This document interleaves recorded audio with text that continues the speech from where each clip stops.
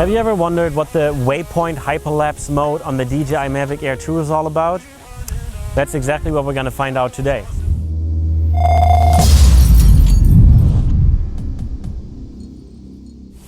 What's going on, guys? My name is Dan. If you're new here, I do video editing tutorials, drone how-tos, and epic drone videos. If that's the kind of content you like, consider subscribing to the channel and click the little bell icon if you really like what I do and you want to get notified when I make a new video. Now let's take a look at waypoints in terms of hyperlapses, in terms of DJI Mavic Air 2. Let's take a look at some examples, how to access it and get one going ourselves, and briefly touch base on some important camera settings. Let's start off with the fun stuff and take a look at some of these examples here. So getting really good examples with the waypoint mode is quite difficult because the waypoint mode is one of the more challenging hyperlapse modes, because you really have to think about what you want to film or what you want to record, where the movement in your shot is happening, and why you need different waypoints in the first place. I made a whole series about the hyperlapse modes, and all the other videos are down below in the description. If not, you may have to wait until next week. But let's see what we can do with waypoints. So you want to find certain areas in your surrounding where you have interesting movement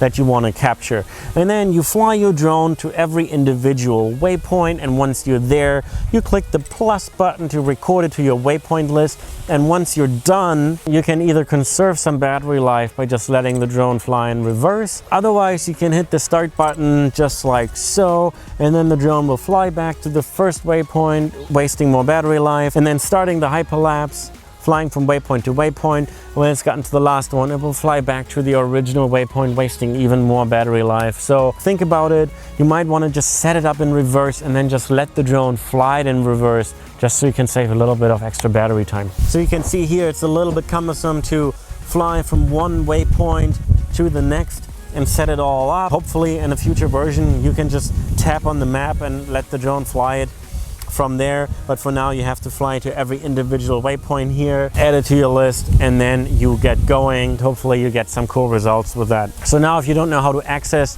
the hyperlapse mode at all, it's just on top of your shutter button, scroll down to hyperlapse, choose waypoint, and then you set it up as you've seen before. You have all your camera settings down there at the bottom, so there's a lot of options here to play with. And if you don't see the 2-second options, I will get into that right now when we move over to camera settings. So to access your camera settings, you want to go on the top right corner here, press the 3 dots, and then go to the middle tab, camera. The first important one is the resolution. So if you just saw 6 seconds and you couldn't scroll all the way to 2 seconds, that's because you probably have yours set to 8K. Now, if you're here in the settings and you don't see 4K, it means that you don't have the latest versions or the firmware of the drone. Head over to the About tab and check the versions, and I'll just put them up here on the screen so you can make sure that you have the latest version. Once you do, you should be able to switch between 1080p, 4K, and 8K. So now, if yours is set to 8K, you might want to switch it over to 4K, because in 4K and 1080p for that matter, the drone can take a photo every 2 seconds versus every 6 seconds on 8K. So that's the major difference. That's probably the major camera setting you need to know for all the hyperlapses.